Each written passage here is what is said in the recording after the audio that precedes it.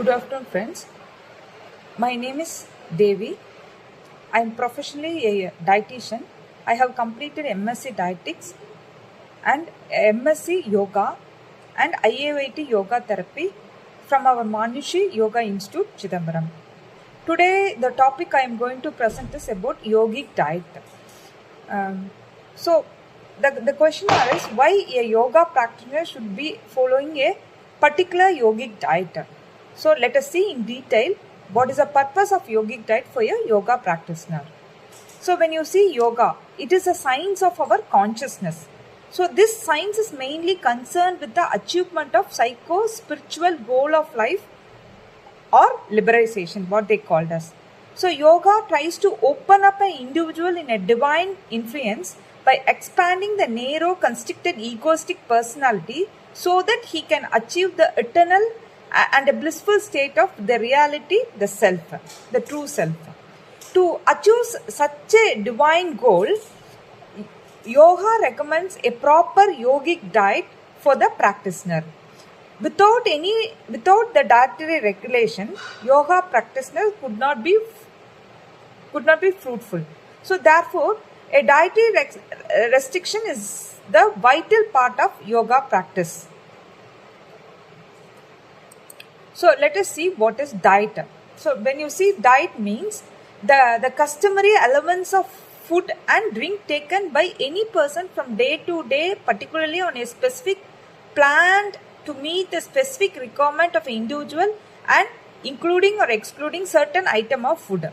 So dietetics is the practical application of principles of nutrition which includes the planning of meal for the well and the sick. That is called dietetics.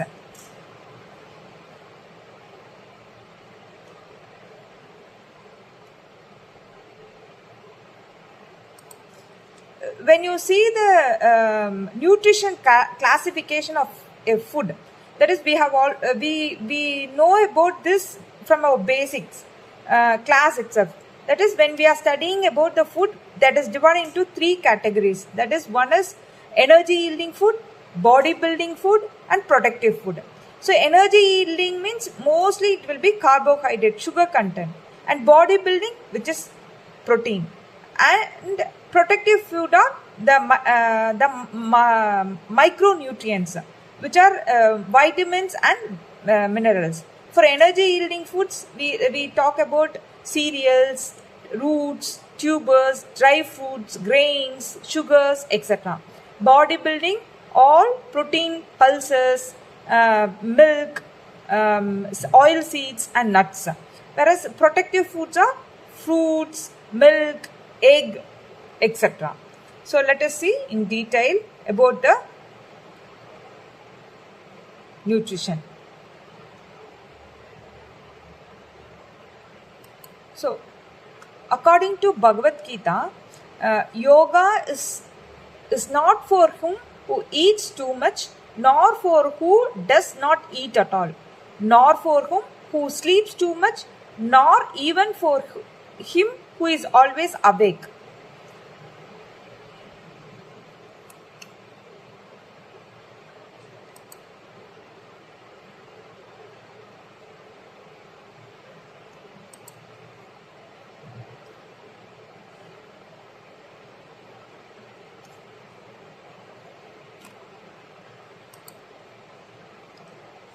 Bhagavad Gita also says, to whom who is moderate in eating and recreation, moderate in exertion, in action, moderate in sleep and wakefulness, yoga becomes the destroyer of misery for him.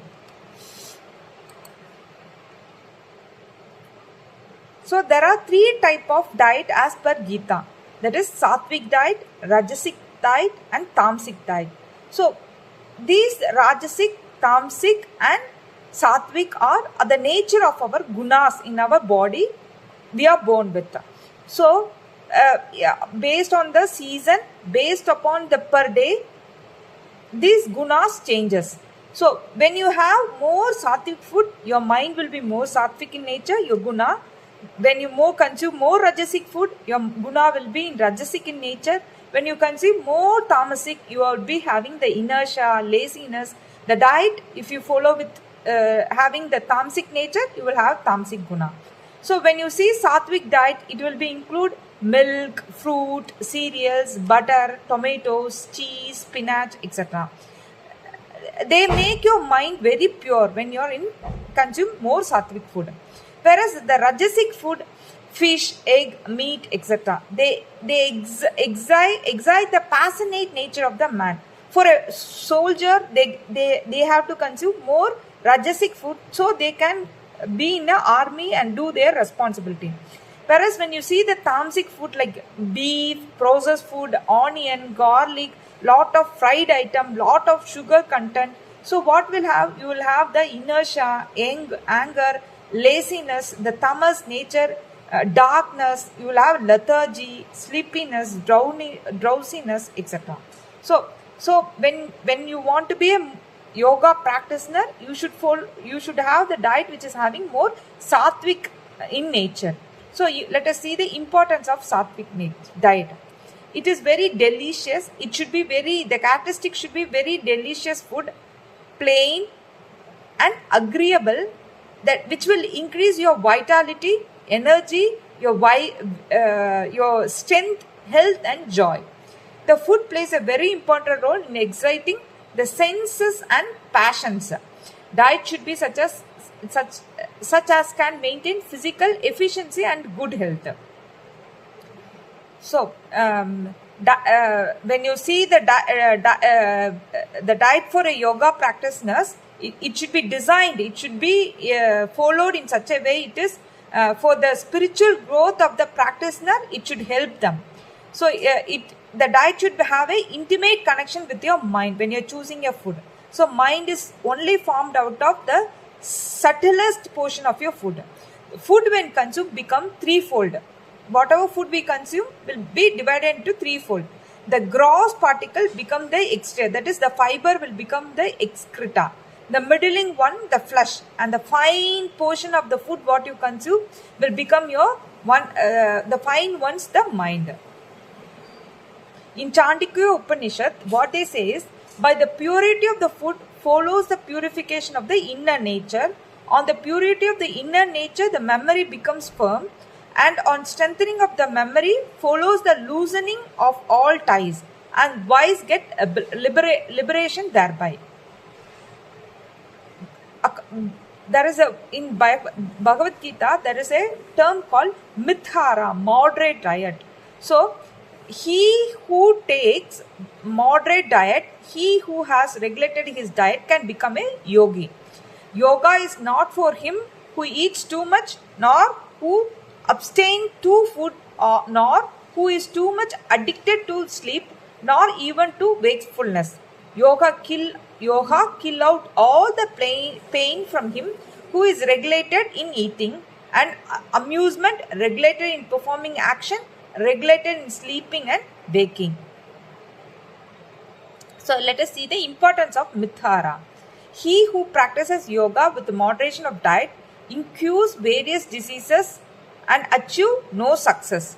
So one who is brahmachari, takes moderate and pure food, is regular and intent on yoga, and detached from sensational experience, becomes master of after a year.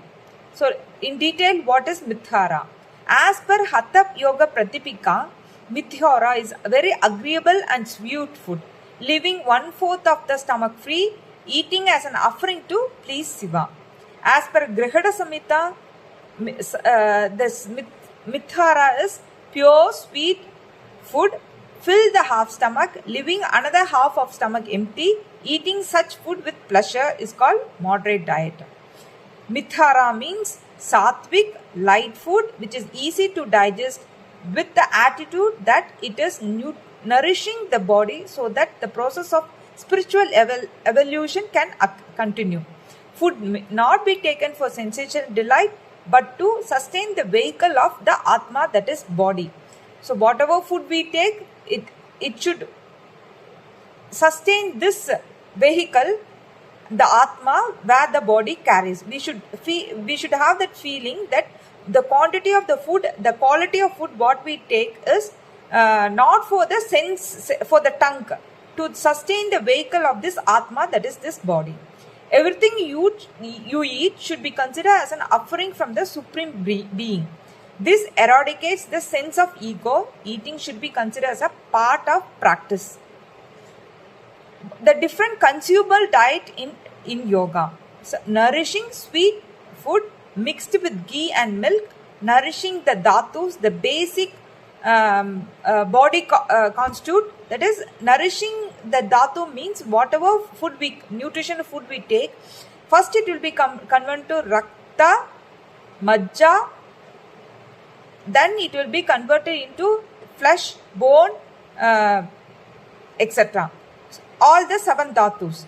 Pleasing and suitable, easily digestible and agreeable food it should be. A yogic diet should be very simple and plain food which suits the individual body metabolism, which makes one feel healthy, mentally content and stable. Anything which destroys their natural balance should not be taken. Some classical example of yogic diet are wheat, rice, barley, food grains, all the mungs and such pieces and pulses, milk, ghee, sugar, butter, pure water, honey, fruits, and the 5 vegetables. The 5 vegetables are balasaka, kalasaka, patalopatraka, vastuka, and himalachika. A yogi should eat rice, barley, wheat, chun, and these food cleaned, white and free from chemicals. Prohibited diet in yogic practices are unhealthy diet which is heated repeatedly, dry, devoid of natural oil, excessive salt or acidic, stale, too much vegetable should be avoided. Hard to digest food should not be taken. Sinful, that is like chicken, meat should be avoided. Very hot or cold food, stale food as well very much exciting foods should be avoided. Bitter food should be avoided. Sour, pungent, salty, very hot should be avoided. Green vegetables, too much green vegetables should be avoided. Oil, sesame and mustard. Alcohol, fish and flesh foods, curd, buttermilk, too much consumption should be avoided. Horse, gram, foods of jubi, oil cakes, asafoetida and garlic should be avoided. Propagation for the beginners are much traveling, company of women and warming himself by fire. Fresh butter, ghee, milk, curd, good sugar and sugarcane should be avoided. Ripened banana, coconut, pomegranate, dates, grapes and amlaka, too much should not be consumed as they are contain more acidic in nature. Other prohibition are avoid fire, women and long privileges, bad company, bathing in early morning, fasting, tasks which produce pain in the body should be avoided. Avoid early morning bath, anything that gives pain to the body, fasting, eating only once a day or not eating at all, but he may remain without food for 3 hours. Thank you.